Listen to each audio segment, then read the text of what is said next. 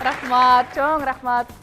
Негизи чынында сиздерди аябай сагындым. Силер да мени сагындыңар болуш керек деп ойлойм. Эмне кылдым мен 4 күнгө бардым, эс алдым, жыргап, бугумду чыгарып, сагынычымды таратып, бир сонун эс алуудан келдим.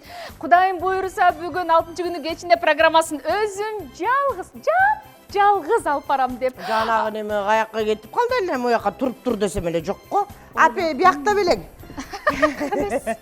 Жакшымы, турасың. Бүгүн кайсы күн экенин билесиңби? Апа, 6 күндө. Ошо 6 күн элбизди күтүп калды. Ооба. Саламатсыздарбы? Дагы деле болсо мени жалгыз өзү алып барат деп күтүп атсаңыздар керек. Тилекке каршы бул 4 күнүнө деле баткан эмес окшойт. Бул эрте эле келип калыптыр. Эми чок алып барабыз. Эмне мостоюп калдың, сүйлөбөйсүңбү? Ошо бүгүн эметип жакшы ырларды. Ой, кокуйгуй, бул 4 күндөн бүт баарын унутуп калган турбайбы? Урматтуу телекөрүүчүлөр, бүгүн ушундай жакшынакай коноктор келет. Сиздердин көңүлүңүздөрдү ар дем алыш сайын көтөрсөкпү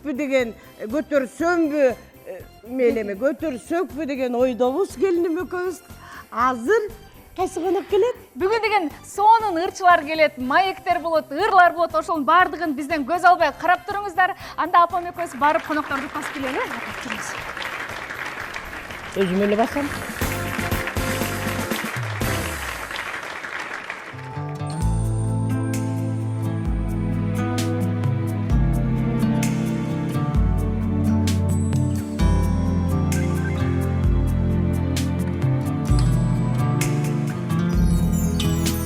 Guarire non è possibile la malattia di vivere.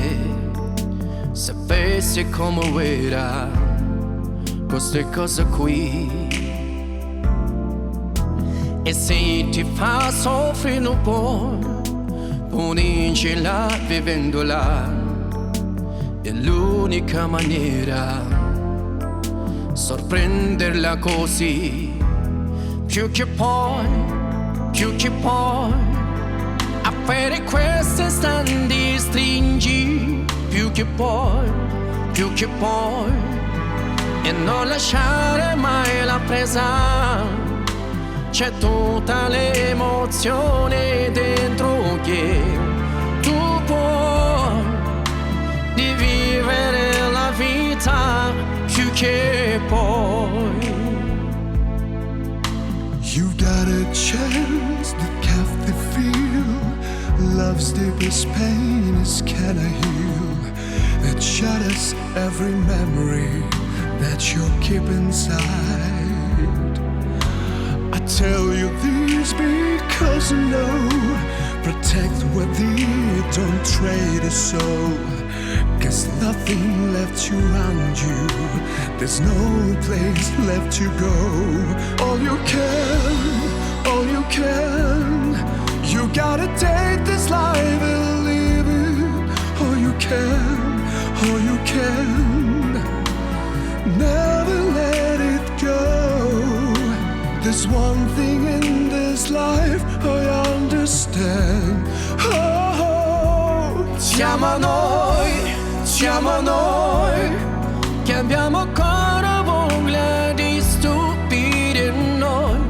Siamo noi che la teniamo sempre accesa, quest'ansia leggerissima che abbiamo poi di vivere la vita più che poi. Respira profondo, apri le tue braccia al mondo, abbraccia tutto quello che ci sta, tutta l'emozione che ci sta.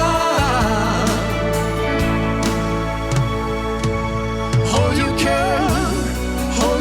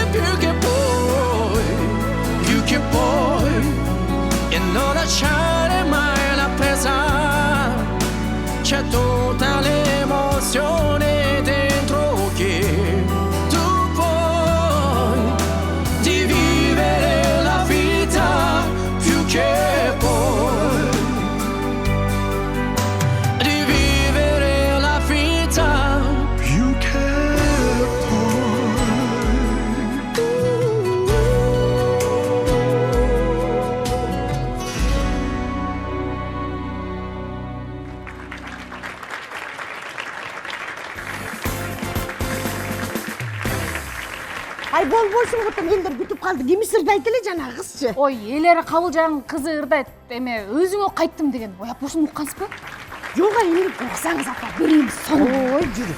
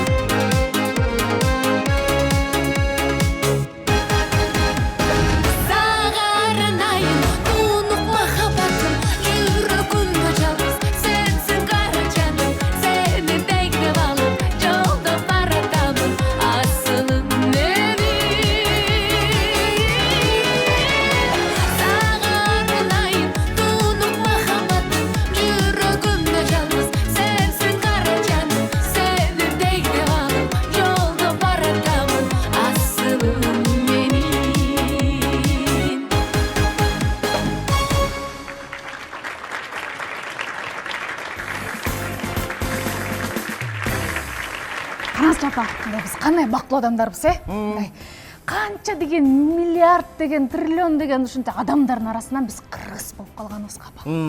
Болгондо да ушу Алатоонун кызы болуп калганыма төшүмдү тосуп бир тимеле акырын айт, элдин телевизорлору эметип кетпесин, айрылып.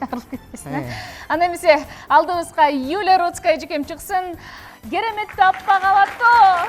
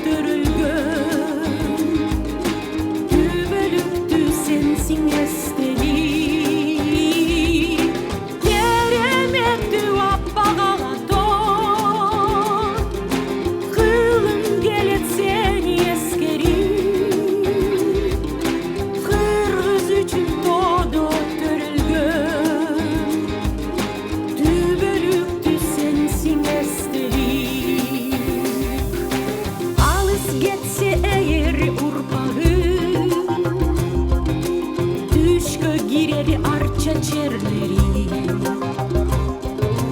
Tabiatın kıyık beşi, kim süybesin kırgız yerimdi. Keremekti appa galaton, kılım gelip seni eskeri. Kırgız üçün donup dörülgün, tübölüktü sensin esteli. Keremekti appa galaton, kılım gelip seni eskeri. Kırgız üçün donup dörülgün, tübölüktü sensin esteli.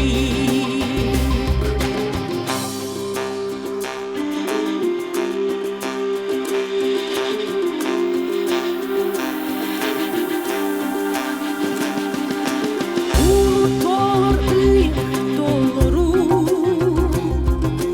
ömrümsün benim bütündöy. Jaşoğur sen kubat beresin, ene kendin appak sütündöy. Keremetli appa galaton, keremetli appa galaton, kılım gelip seni eskeri. Kırgız üçün donup dörülgün, tübölüktü sensin esteli. Keremetli appa galaton, kılım gelip seni eskeri. Kırgız üçün donup dörülgün, tübölüktü sensin esteli. Aylanayın appak dolurum, kasiyetli büyük zorlurum.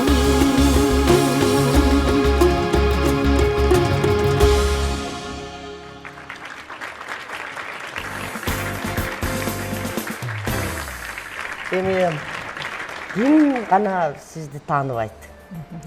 Эмне деген гана эмгектерди жасадыңыз?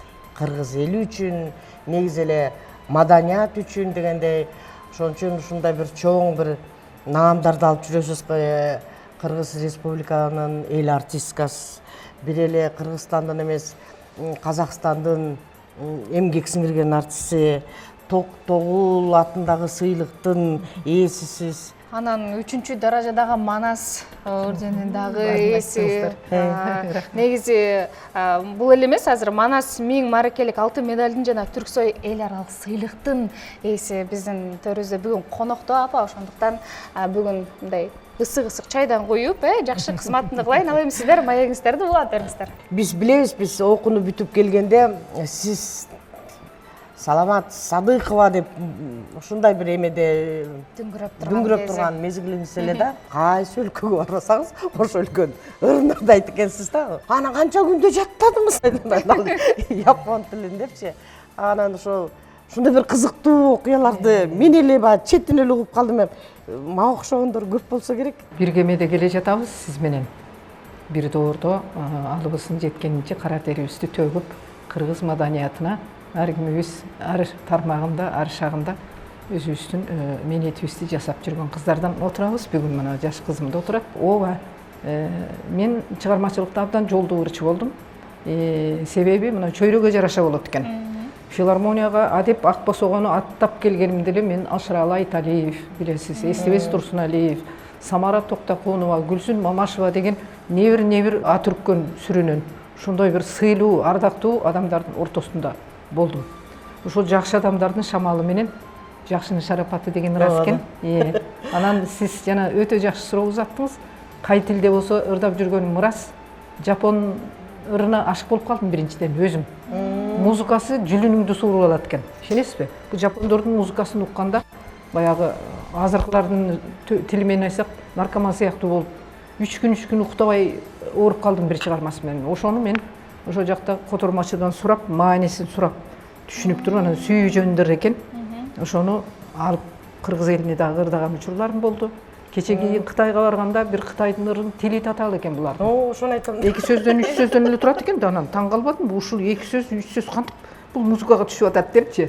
1 жыл үйрөндүм. Чань Мими деген ыры бар экен. Абдан мындай популярдуу, ал ырды ырдаган кыз ырчы дүйнөдөн өтүп кетиптир эрте. Бирок эрте атактуу болуп, эрте өтө эми чоң өлкөнүн чыгармачыл адамдары тез байыйт го. Алардыкы чыкканда эле берки тиричилиги, чарбасы чечилип калат. Бизге окшоп жайдак жүгүртпөйт да. Актер болобу, ырчы болобу, композитор болобу, биринчи адегенде алардын токочу чечилет. Кандай дейсиз? Чет өлкөдө бүт ырчылар бир ырды ырдап чыкса да, алар сөзсүз миллионер болот. Биз бир өмүр ырдасак дагы байбайбыз. Себеби кээде бир өзүбүздүн баягы өтө ашыкча карапайымдуулугубузга жарашабы, билбейм. Бул жагынан маданият чөйрөсүндө байытышыбыз керек. Бул жагынан маданият чөйрөсүндө жүргөн адамдарыбызга дагы көбүрөөк жакшылыкты чындап алкап каалашыбыз керек деп ойлоймун.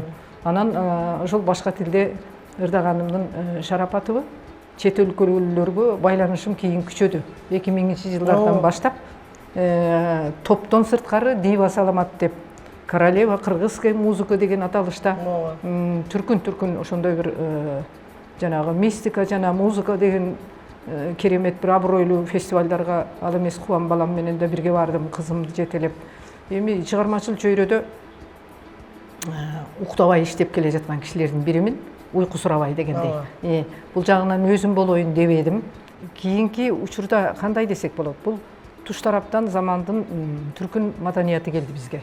Эсиңиздеби, эгемендүүлүк алгандан кийин биз көбүбүз эле бери дегенде Майкл Джексон болуп калдык, жаш муундар. Уитни Хьюстон деп калдык, Лопес дедик. Анан кийин дагы бери келгенде Таркан болдук, таң атканча Тарканга бийледик, тартаңдап. Эми ушундай өзүбүздү тааныбай кала турган деңгээлге чыгып, кээде биз ашыкча бөлөк элдин маданиятына кирип кетебиз да. Буга мен өзүм улуттук ырчы катарында кичине кызганып да коем, ичим атышат. Биз өз маданиятыбызды ошондой эбеленип, өбөгөздөн түшүп таанытууга аракет кылышыбыз керек. Жана сиз айтып аткан тулгалар Кыдыкей байжелерибиз дейбизби, Советбек Жумадулов агабыздын дагы акыркы учурларын мен мына көл жээгинде эс алып жүрүп көрүп калдым. Кандай мырзалыгы бар кишилер. Ишенесизби?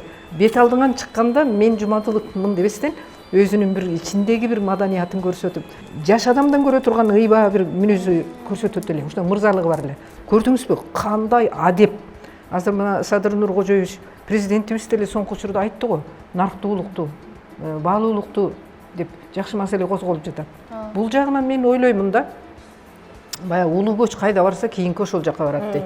Мына бүгүнкү берүүлөрүңүздөрдүн мага жагып турганы баягы биз куйма кулак эл болгонбуз. Билгини ээрчи, биликтүүнү тыңша деген жакшы кеп бар экен. Көгүлтүр экран аркылуу элибиздин жана аңсаганы деле, суусаганы деле ушул. Жакшы кеп тыңшагысы келет, чынбы? Билген кишиден бир ооз сөздү берге көкүрөккө куюп алсаңыз, ошол дагы адамга көпкө чейин азык болот. Менин өзүмө жеке мындай жаш мүнөзүмө жараша дагы кеп салып атканыңыздарды, суроо собол узатып жатканыңыздарга менин жаным жыргап атат. Чоң рахмат, Айнур айым, бар болуңуздар. Азыр мен сиздерди угуп отуруп, бир сүйүнүп, бир толкунданып, бир сыймыктанып отурам да, себеп энди мурдагы сиздер айтасыздар го, шакирти тиги баланча болчу, түкүнчөнүкү тиги болчу депчи. Анан азыркы учурда сиздин өзүңүздүн жеке жаныңызга жетелеп жүргөн шакирт уул кыздарыңыздар барбы азыркы тапта? Эми мындай экен, илгертеден мына Айнура жакшы билет. Биз уккан Токтогул аталарыбыздын доору, андан бери келе жатканда жанагы Гүлжан Сейиткулова, Бурулча Хакишева деген эжелерибизди көрүп калдык, Биз аларды аңыз кылып ошол эле Самара Токтокунованын мелтиреп отуруп бир ашыкча кыймылы жок комуз черткенин көрүп, мен өзүмө мындай айтканда пир тутуп, ошол кишинин илебинде комузга арбалган ырчымын да. Азыр эми шакирт десе кичине модалуу көйнөк кийгендей жарышып калдык го. Ошондой эле үстүртөн шакирт деп беришкендер дагы көбөйдү. Менин жолумду жолдогондор көрүүчүлөр, угармандарым калпайттырбайт. Мен адегенде аккордеончулардын абдан бууракандап турган доорунда чыккан ырчымын, комуз кармап. Ошондо ошол учурда Аделет карап сүйлөгөндөр айткан, ой, комуз менен деле концерт берсе болот турбайбы деп көчөдө бала чака көбөйгөн, комузга ынтызар болуп Коңуз көтөргөн жаштар көбөйгөн, чынбы? Бул жагынан алганда ойлоймун, артыбыздан чыккан дүбүрттүн баары эле ошол биздин шамалыбыз менен, биздин таасирибиз менен, биздин кандайдыр бир нускобуз менен өздөрүн улуттук маданияттын төрүндө таба алды деп ойлоймун. Ал эми шакирт деген сөзгө келсек, күндө ээрчишип бир куплеттен ырдашпасам дагы, көп ырчы кыздар менин нускамда жүргөнүн өздөрү жолукканда айтып калат. Колумдан келгенинче аларга мен жардам берем. Керек болсо материалдык жактан да көп кыздарга үстүмдөгү кийимди бере салган күндөрүм болду. Рас. Мен ошондой бир жакшы сөздүн, адам жакшы сөздүн кулу дейт го. Алдыман чыккан көп жаштарды али күнчө колдоп жүрөмүн. Эми анын баарын жаштар өздөрү айтыш керек. Мына бир эле мисал айтайын. Мына Ош жакта Айпери Кулбаева деген ырчы кыз бар. Диапазону бар, мындай таза ырдайт. Мага Казакстандан чыгып калды, жакшы бир олуттуу продюсердик борбор аншы керек.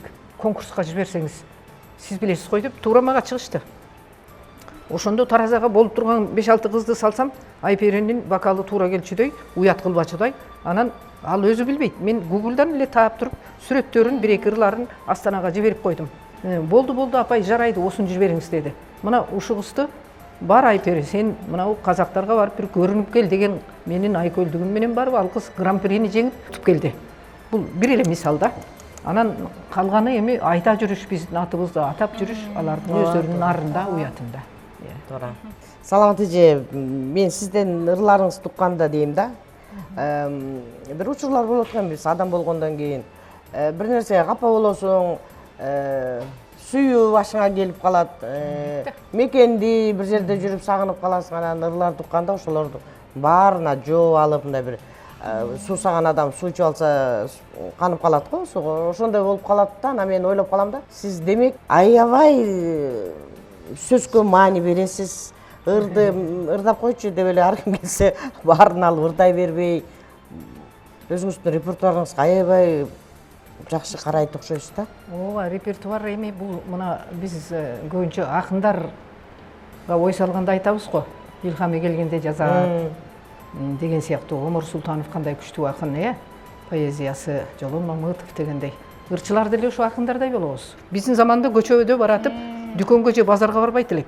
Сөзсүз түрдө жок. Китепканага кайрылып отуруп, бир китепти сөзсүз ачып, жагып калса жазылып алып, үйгө барып анан 2-3 күнүн ичинде аны окуп бүтүрөт элек да.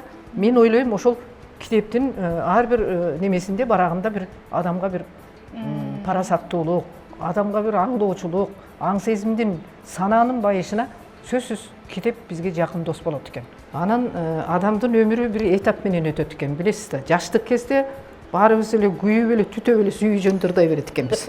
Көрсө жаштык өзү ырдатат экен аны. Ооба.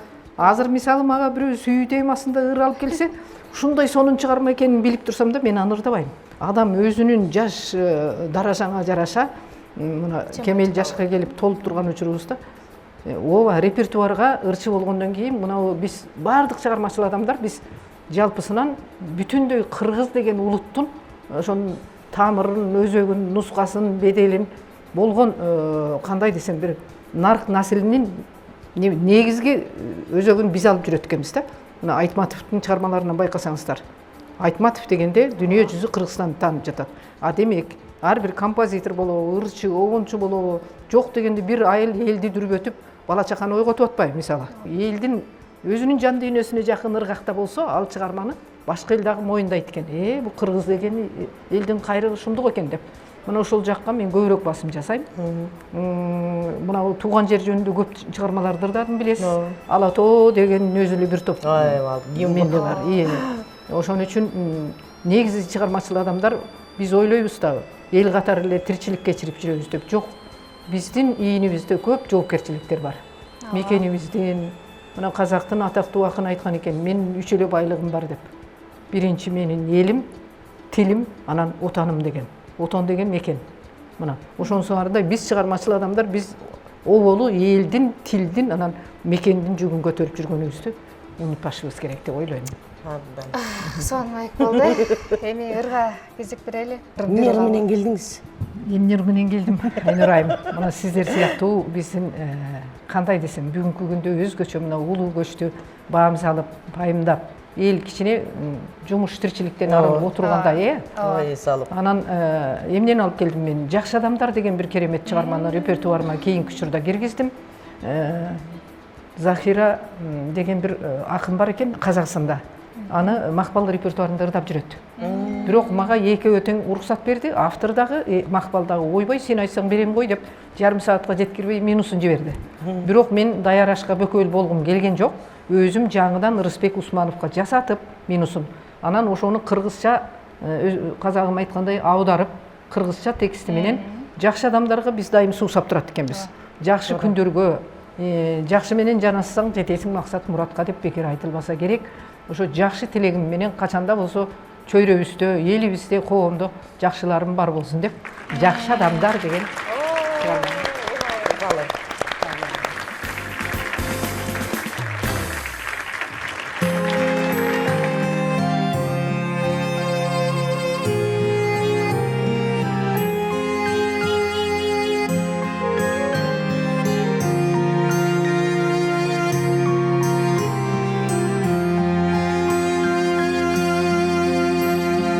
Кезігіп қалсақ аярым дешкен, аман сау болсын мал башың дешкен.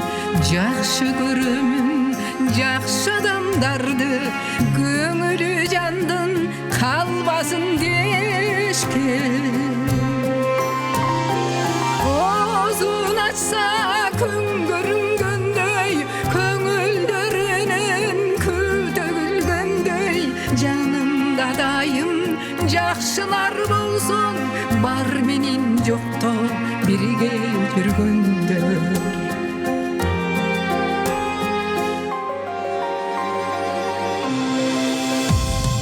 Жанынан жылу таралған жандар, жақшылығымдан наралған жандар, аман болғыла жүрегі жарық, жақшылық үшін жаралған жандар. Жолығып қалсақ күн көрінгендей, көңілдерінен күл төгілгендей, жанымда дайым жақшылар болсын, барда да жоқта бірге жүрелік.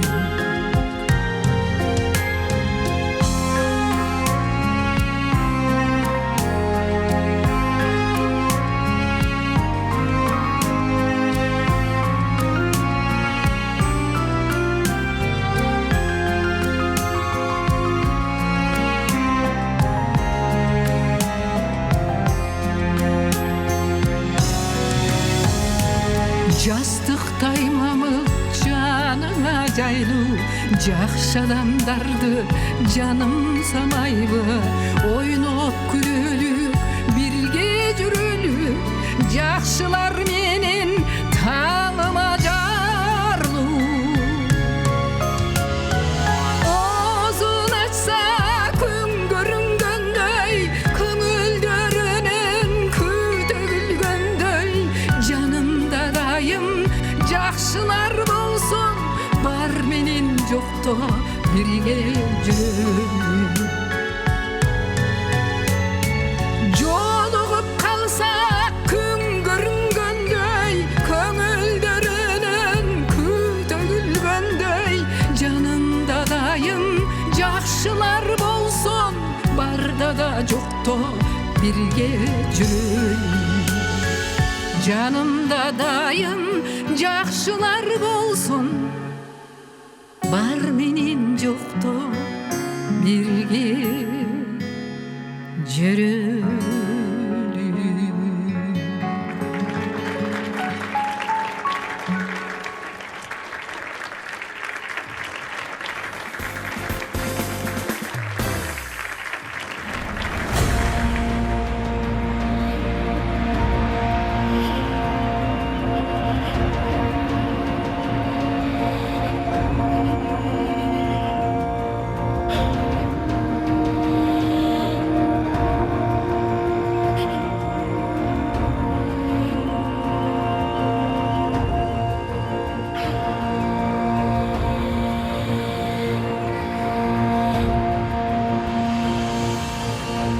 Beni sayfa bir Altay'da kırgız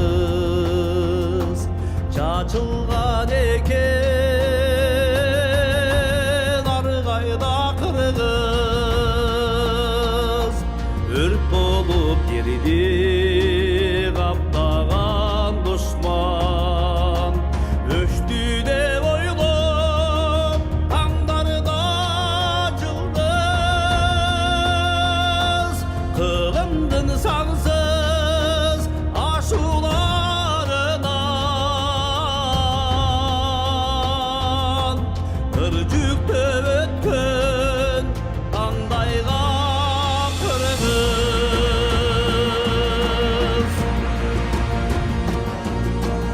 Eydin oksoş Dolorgo kırgız Ökümün ötkün Jolorgo kırgız Kandağı münüz Taştağı tarık Jaraldıgança Dorlorgo kırgız Adaşpay basar Jolunar göçüp Alpanas ruhu Bulgundu kırgız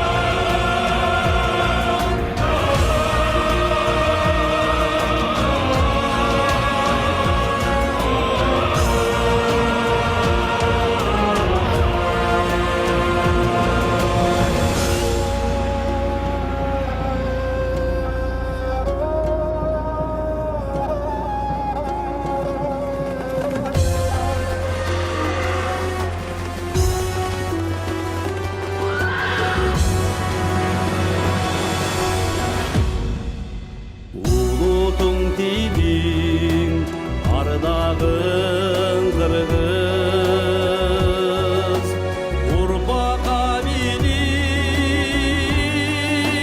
Arnağın kırgız Akıllı uçkul kemesin minip Alandın barın Çardağın kırgız Canından var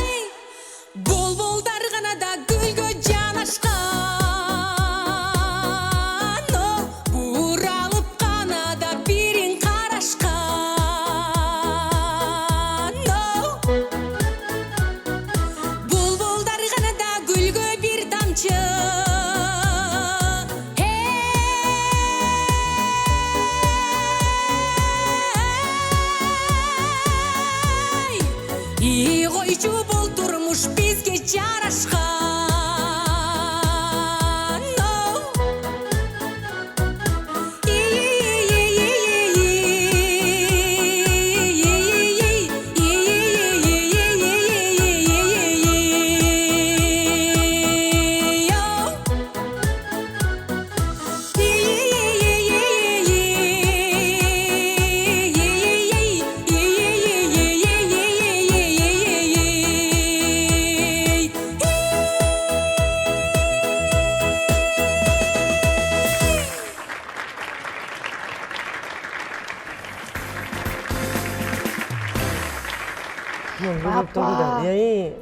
Мен бүгүн кимди конокко чакырдым депсизби? Мен ушу кишини көрсөм эле кайыплак элестетип корко берем деп коюңуз. Эмнеге коркуйсуз? Билбейм, коркунучтуу деле эмес, мындай бар да. Ийим айланайын көрсөтчү, мен билем бана.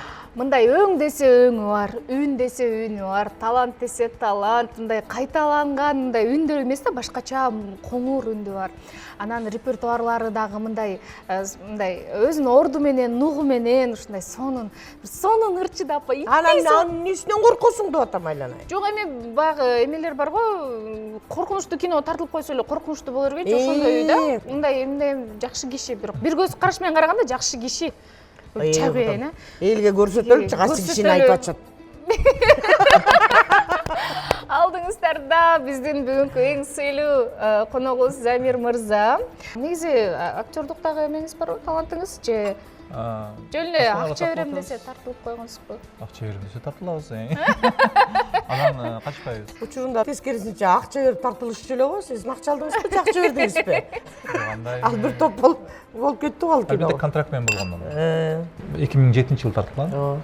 Анан бул тасмага мени биринчи Рысбек Жабировго тасманын продюсери Нейля сунуш кылган экен. Ошол сунуш менен ушул тасмага катышып калгам. Чындыгында бирок өтө популярдуулукка ээ болгон ошол жылдары. Андан сырткары саундтреги дагы «Биз бакыт издедик» деген ыр дагы аябай жакшы, элдин кутуна толгон ырлардан болду. Элдин оозуна алындык. Бир аз болсо дагы ошол кино индустриясына аралаштык. Жактыңызбы аракет кино? кылдык абдан сонун. Мен ойлойм, чыгармачылыктын эң туу чокусу бул кинематография. Ал жерде актёрдук да чеберчилик, музыка, художественная работа, баардык нерсе ошол жерде камтылган. Ошондуктан баардыгы айтышат го, Америка дүйнөнү чыгармачылык менен басып алган деп ойлошот, айтышат да. Себеп дегенде алар эң биринчи чыгармачылык адамды өтө бийик сыйлашат, бийик коюшат. Биз да ошондой кылышыбыз керек. Элди эл кылган, улут кылган ушул чыгармачылык, маданият. Ошол тасмада көп ошол кызыктуу окуялар да болду. Андан кийин дагы Рустам Аташевдин «Аялдык бакыт» деген тасмасын аткардым. Ал тасма дагы жакшы баягындай пикирлерге ээ болду. Буюрса дагы жакшы кинолорго тартылабыз, элибизге кызмат кылабыз деген ойдомун. Сунуш түшүп атат. Буюрса. Негизи мындай болот да, көп актерлор биз кээде аткарып алып туруп анан өкүнүп каласыз да, могу жерде монтип койсом болмок экен да. Албетте, бардык эле мындай жакшы аткарсам болмок деген болот да. Бирок баары Гүлмиреже Станиславскийди окуш керек го дейм. Ансыз болбойт. Ортодон бир жок болуп кетип, кайра пайда болуп, эмне кылып жүрдүңүз? Бизнес кылып аттыңыз окшойт, Чыгармачылык, бизнес, эми бул чыгармачылыкта эргүү болот. Кээде изденүү болот. Кээде учасың кетет түшөсүң дегендей. Ошондуктан чыгармачылыктын үстүнөн иштеп жүрөбүз. Жакшы. Азыр көп эле жылдыздар Кытайга кетип калып атат, бизнес кылабыз деп. Ошол жакта жүрөсүңбү деп атпаймынбы? Кыргызстанда эле. Кыргызстанда эле. Негизи азыркы жаштар көбүнчө жаңы чыгыш үчүн бир продюсер издеп, же болбосо өзүнө бир көмөкчү издешет го. А сиздердин поколение же өзүңүз тууралуу жеке айтсак, мисалы сиздин Замир мырза болуп калышыңызда артыңызда кандай инсан бар, же өзүңүз эле ушул жакка жетип мен деген келечекте мындай урчулум, мага эч ким кереги жок деп келе алгандардансызбы? Жок, албетте. Бул баардык нерсе Кудайдан го дейм. Ишинеге жазылган нерсе, андан кийин эле ата эненин колдоосу менен көптөгөн устаттар, агайлар, мугалимдер, мен Ош мамлекеттик университетинин искусство факультетин бүткөм. Ошол жерде билим алдык, ошол жерден бир аз болсо дагы канат байлап десем болот. Андан кийин продюсерлик 2005-жылы, 2004-жылы ошо продюсерлик бир кесип Кыргызстанда өтө баштапкы нугуна түшүп, жаштардарды элге алып чыкканга чоң көмөк көрсөткөн. Ошол толкунга мен да илешип калып, кийин өзүм жеке иштедим. Азыр күнгө чейин жеке иштеп келатам. Эми негизи продюсерлик деген да өтө жакшы нерсе. Чыгармачыл адам өзүнүн чыгармасы менен гана алектип болуш керек да. Кээде баягы уюштуруу топторунда, уюштуруу иштеринде дагы көп аралашып калып, көп энергиясын башка жака башка нукка түшүп калат. Ошондуктан продюсер болсо абдан сонун болот. Негизи көп адамдар болот чыгармачылыкты сөзсүз түрдө бирөө менен талкуулап, бирөөнүн кеңешин алып, кээ бир ырчылар болот эгоист деп коет экен да, мисалы өзүнө жакса, мага бул чыгарма жакты, чыгара берем дейт. Бирөө ал тематика өзүнүн репертуарына туура келеби, келбейби деп чыгара бергендер болот экен. Сиз негизи кандай ыр тандоодо кимден кеңешин угасыз, же болбосо сизге бул ыр биринчи сизге жагыш керекпи? Башка менен эсептешпейсизби? Өз негизи мен ушул күнгө чейин ушундай тыйнакка келдим. Бул чыгармачылык деген өтө кеңешип кыла турган иш да. Командный иш болсо андан да сонун болот. Анан өзүм ушундай, мага өзүм ушундай жагат. Ушундай болуш керек. Эл кааласа уксун, кааласа укпаса өзүмө жакса болду деген ырчыларды көрдүк, алар көбү чыкпай калат. Албетте аудиторияны көбүрөөк алыш үчүн элге жаккан, ошол учурда өзүңө жаккандарды аралаштырып чыгыш керек. Бул деген чыгармачылык деген бул эми билесиз да, бул деген баягы эмеси жок, кенен нерсе да. Ар кандайларды иштеген фантазия менен, мисалы үчүн эксперимент менен иштеген бул абдан сонун нерсе. Өзү чыгармачылык деген бул бир Алла Таала берген бир өтө бир керемет нерсе да, чоң неемат десем болот. Мурдагы ырчылар бир ыр жазса эле биз дароо эле радиодон бир нерседен көчүрө алып, издеп, аны күндөлүктүн сырттарында турчу. Тиги жок, мен деген Замир мырзанын күндөлүгү, эми сүрөтөр күндөлүктү алам деп ушундай учур болчу да, бир ырчыларга фанатизм башкачараак болчу да биздин эмечи. Анан сиздин көз карашыңызча кандай? Азыркылар коңойбу же силердики чындап оңой? Азыр эми бул соцсеть, искусственный интеллект аябай чоң мүмкүнчүлүк берди чыгармачылык адамга өзүнүн интеллектуалдык менчигин элге тартып алганга. Instagram, TikTok, YouTube деген бул албетте чыгармачылык адамдын элге жайылтуусун батыраак кылат. Анан ал көз каранды болот көбүнчө. Бул өтө жакшы нерсе. Бул платформалар өтө чоң чыгармачылык адамга кенен бир мүмкүнчүлүктөрдү берет. Ошону пайдаланыш керек азыр. Мурун башкача болчу. Азыр эми замандын агымы ошондой экен, бара-бара ошол искусственный интеллект менен азыр коом да өзгөрүп атат, заман өзгөрүп атат. Демек глобалдык өзгөрүш. Ооба, туура деп ойлойм. Себеби көп чычалуулар болуп атпайбы, жок андай эмес. Баары бир эмгекке эч нерсе жетпейт. Ал деген баары бир интернет же болбосо соцсеттердин эмеси менен бул убактылуу, өмүрү кыска, хайп, тренд дегендердин бүт баардыгы өмүрү кыска. Бирок ошондой болсо дагы артка жол жок. Баары бир замандын бөрү болсо бөрү болуш керек. Учурда эми азыр элдин бүт баардыгы тренд болуп атса да, жок мен деген мен чыны нукура нерсеге кызыгам, мен нукура нерсе менен иштейм деп деле артта калып калган болбойт. Заман эмнени бизден каалап атса, ошону. Азыр хайп болсо деле, Гүлмира жак, хайп болсо деле бир ай, 2 ай болушу мүмкүн да. Мисалы үчүн чыныгы искусство, чыныгы эмгек ал албетте көпкө узайт.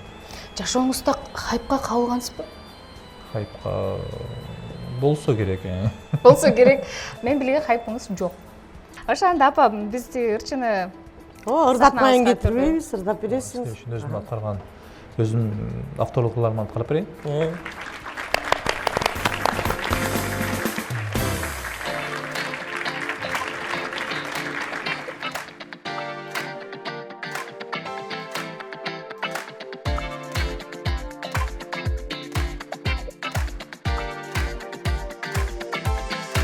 Аламда кыялым, мөрөк булагым, ырда кумарым, жашыруун арманым, жүрөктө сактарым, арбап турарым. Сыйкырдуу чоң багындайым.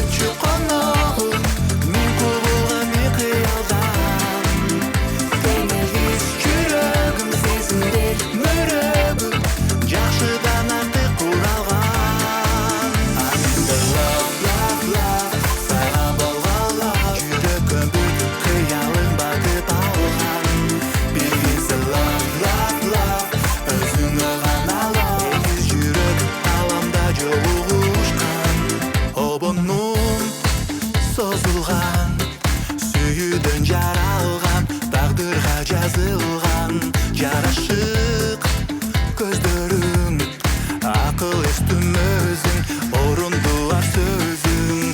Сағынып күтөрүм, өсүргөс күтөрүм, жылдызды ачык аспандай. Деңиздей терең, кайтсам дайым келерим, коюмун катып кызганбай. Менде love, love, love, сайга болгон love, жүрөккө бүт кыялың батып алган. Билгинсиң love, love, love, өзүңө гана love, эки жүрөк аламда жолугушкан.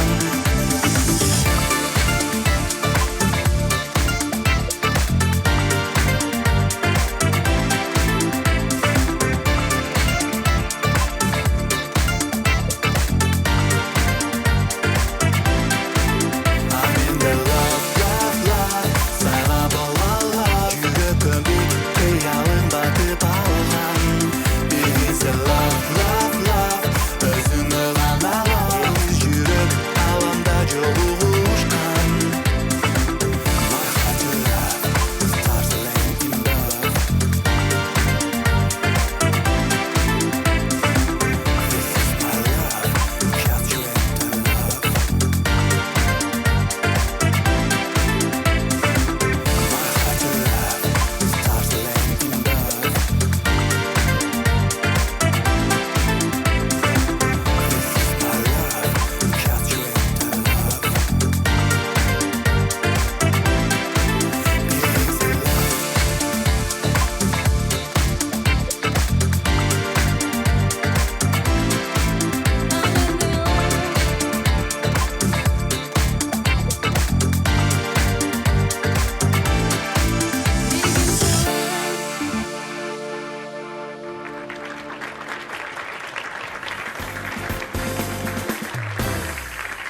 Андегисе урматтуу телекөрүүчүлөр, сиздердин алдыңыздарда Чолпон Айсүйөркулова менин бактым.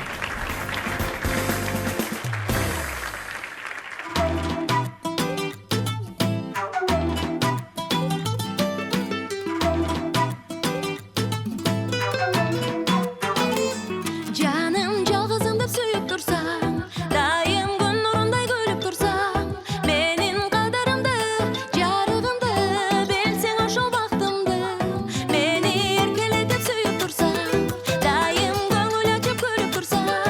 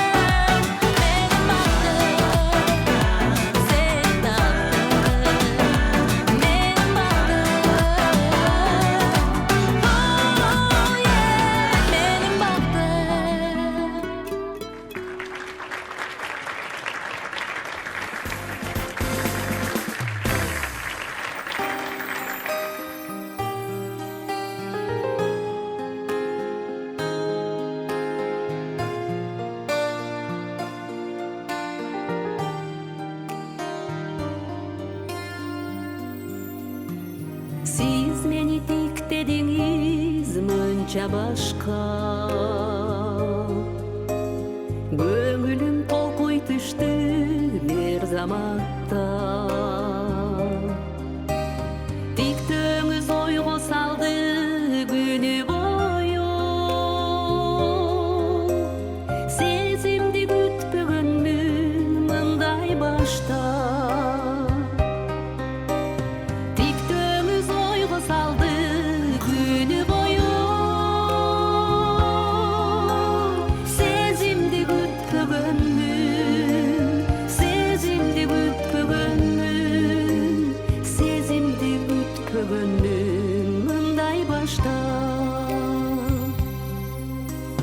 тиктеген көздөрүңүз эсте калды жаштыктын бир мезгилин эске салды тиктешкен далай көздөр унутулган күтпөгөн мындай тиктөө айла барбы тиктешкен далай көздөр унутулган күтпөгөн мындай тиктөө күтпөгөн мындай тиктөө күтпөгөн мындай тиктөө айла барбы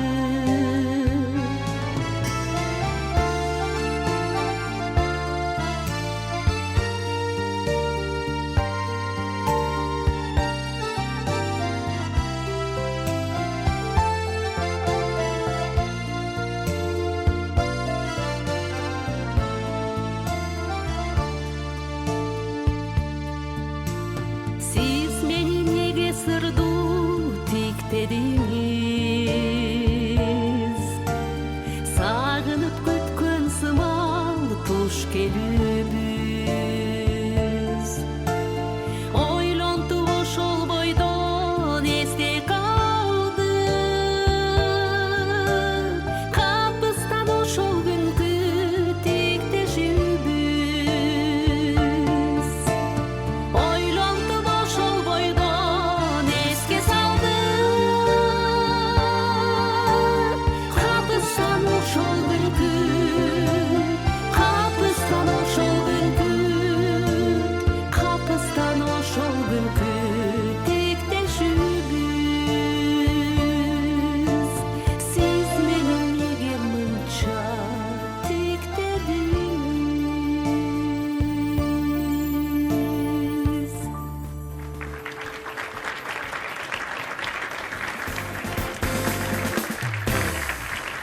апа мен ушу баардыгы жагат бул жашоодочу бирок бир эле нерсе жакпайт Эмне да жакпайт койгой?